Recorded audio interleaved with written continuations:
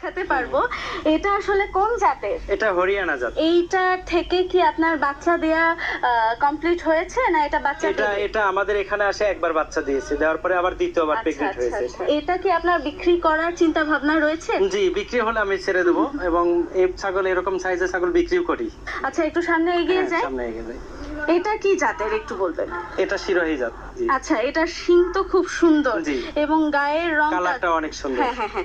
তো এইবার যেহেতু আমরা আগেটাতে শুনলাম যে এইভাবেও আপনি বিক্রি করেন, এই যে মা ছাগলগুলি আপনার প্রেগন্যান্ট অবস্থায় যে বিক্রি করছে, এটা কত দামে আপনি বিক্রি করছেন? এটা এক এক জাত এক এক রকম। যেমন এই শিরোহী জাত, এটা বর্তমানে বাজার মূল্য আছে 65,000। চলুন গল্প করতে করতে হেঁটে যাই।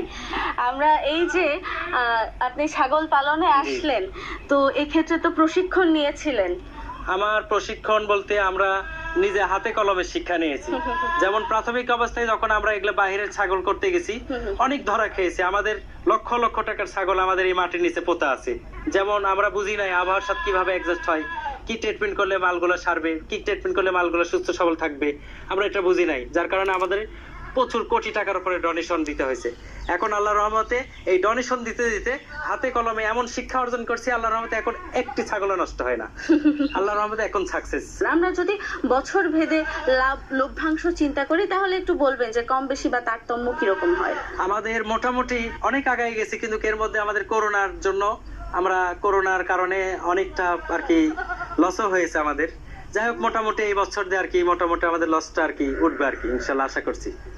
আচ্ছা, অনেক তো কথা শুনলাম, এবার আরো দুটি ছাগল দেখি, চলেন। তো এটা কি জাত? এটা বেলচা তোতা। বেলচা তোতা না?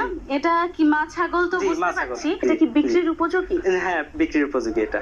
আচ্ছা, বিক্রির উপযোগী হলে এটারও একটু দাম শুনে তাহলে। এটার বর্তমানে যে ব্যান্ড আর কালার, এই হিসাবে এটার বর্তমানে বাজার মূল্য আছে 65,000।